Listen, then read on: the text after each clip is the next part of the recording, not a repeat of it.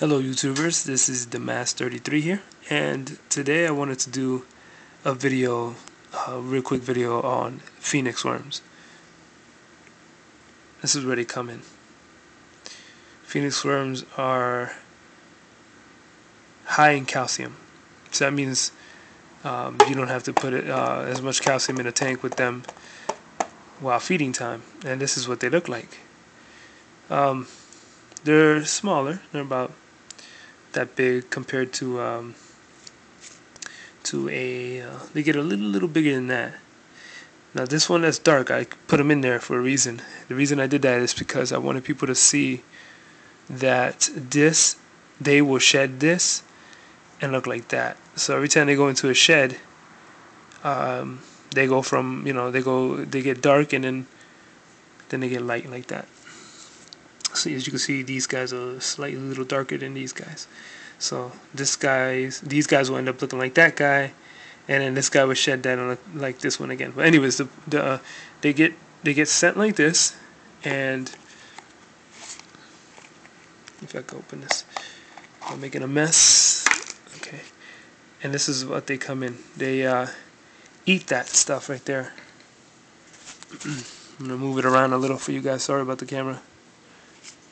But yeah, there's somewhere in there. Yeah, usually at the bottom.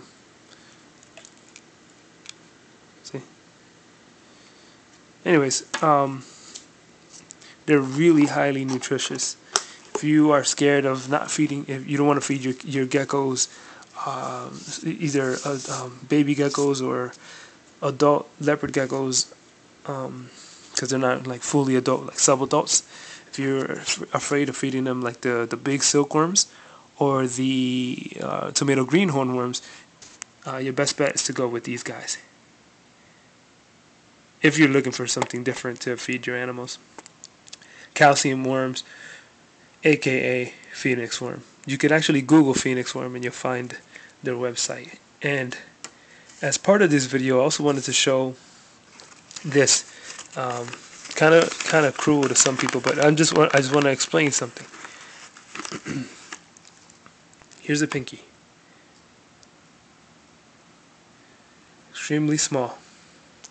I'm gonna show you how small this is. I always compare it to a chapstick. That's how small that pinky is. That's a super baby pinky, like it's newborn. And that's as big as you want to feed your gecko if you're doing it before breeding season.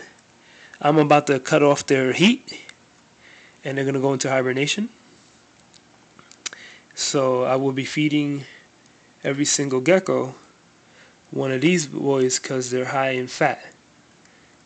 And you don't want to go bigger than that. They will eat it when they're adults, something bigger than that, but it's not really necessary. One of those will do before you cut off the heat and let them go into hibernation. So that's what I wanted to do, was to show you guys, if you're gonna get a pinky, make sure it's small, it's hairless, okay, not a fuzzy, but a pinky, and like that, it doesn't have like the bones yet nor teeth to bite at the gecko, while the gecko's trying to bite it to, eat it, consume it. So you kind of want to just relax and don't get anything, bigger than that. That's as big as I can recommend. There's about 7 in here. You can see.